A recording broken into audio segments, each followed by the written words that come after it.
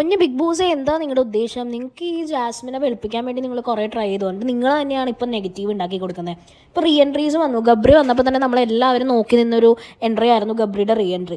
അത് മറ്റൊന്നും കൊണ്ടല്ല, ഇവർ തമ്മിലുള്ള കോൺട്രവേഴ്സിയും കാര്യങ്ങളും, ഗബ്രി എവിക്റ്റ് ആയി പോയി. അപ്പോൾ ഗബ്രിക്ക് പുറത്തുള്ള കാര്യങ്ങളും അറിയാം. പിന്നെ തിരിച്ചു വരുമ്പോൾ ഗബ്രിയുടെ റിയാക്ഷൻ എങ്ങനെയായിരിക്കും, ഗബ്രി എന്തായിരിക്കും ചെയ്യാൻ പോകുന്നതെന്നുള്ള കാര്യങ്ങളൊക്കെയാണ് നമ്മൾ കാത്തിരുന്നത്. ഗബ്രി അത്യാവശ്യം നല്ല രീതിയിൽ ഡിസ്റ്റൻസ് ഇടുന്നുണ്ട് ജാസ്മിനോട്.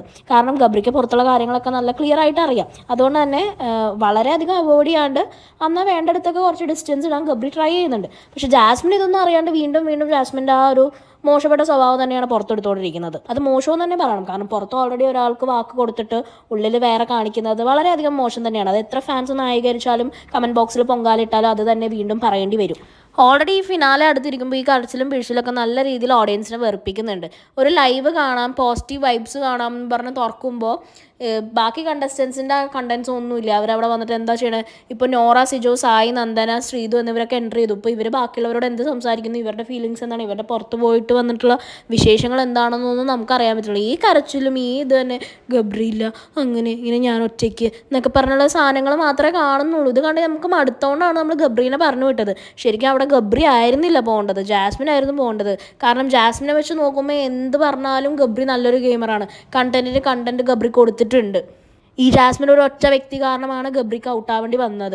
ആ നേരത്തെ ജാസ്മിൻ പോയിരുന്നെങ്കിൽ എനിക്ക് തോന്നുന്നു വീണ്ടും ഇപ്പം നിലവിലുള്ള ടോപ്പ് 5ഉം ടോപ്പ് 6 ഒന്നും ഉണ്ടാവില്ലായിരുന്നു.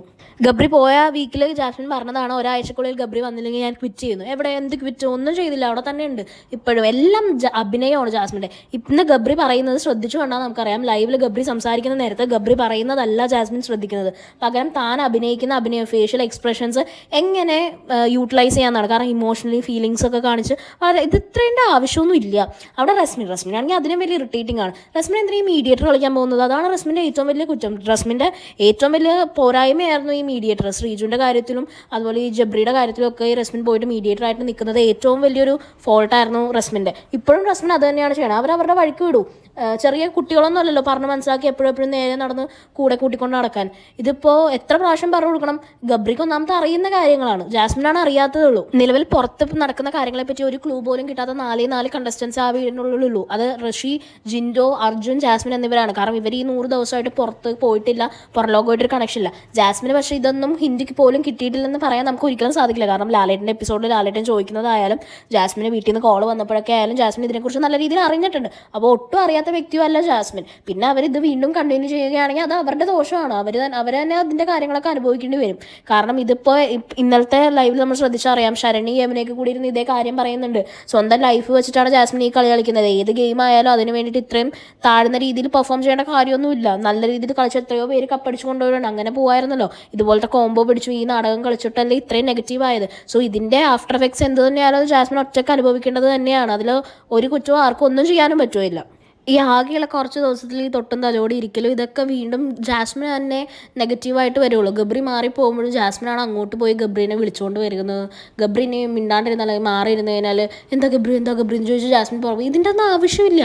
നിങ്ങൾക്ക് എന്തെങ്കിലും തമ്മിൽ റിലേഷൻസ് ഉണ്ടെങ്കിൽ അത് തുറന്ന് പറയാം. നിങ്ങൾ അക്സെപ്റ്റ് ചെയ്യുക. നമ്മൾ തമ്മിൽ ലവ് ആണ് അല്ലെങ്കിൽ എന്താണ് നമ്മൾ തമ്മിൽ ബന്ധമെന്ന് അക്സെപ്റ്റ് ചെയ്യുക, വോട്ട് എവർ.